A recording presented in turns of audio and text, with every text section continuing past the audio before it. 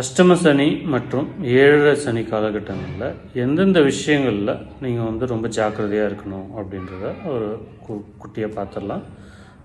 ப்ராக்டிக்கலான விஷயங்கள் தான். கொஞ்சம் நீங்கள் இதை யூஸ் பண்ணிக்கிட்டிங்கன்னா உங்களுக்கு இந்த காலகட்டங்களில் ஈஸியாக செயல் பண்ணிட முடியும். ஓகேங்களா? ஈஸியாக செயல் த்ரூ பண்ணிட முடியும்.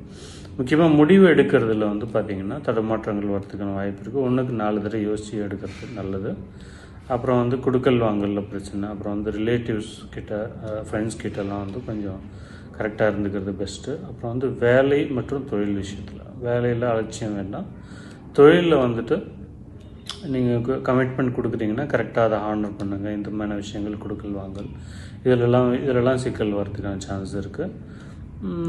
மற்றபடி பார்த்திங்கன்னா முக்கியமாக வந்து கடைசியாக ரொம்ப இம்பார்ட்டண்ட்டான பாயிண்ட் பார்த்திங்கன்னா உடல்நிலையில் ரொம்ப கவனமாக இருந்துக்கோங்க. முக்கியமாக ஒரு டெஸ்ட்டு கூட எடுத்துக்கோங்க. ஒன்றும் தப்பெல்லாம் ஒன்றும் கிடையாது. அது என்ன வந்துட போகுது, 2000 3000 வந்துடும். அது ஒரு பெரிய விஷயம் கிடையாது.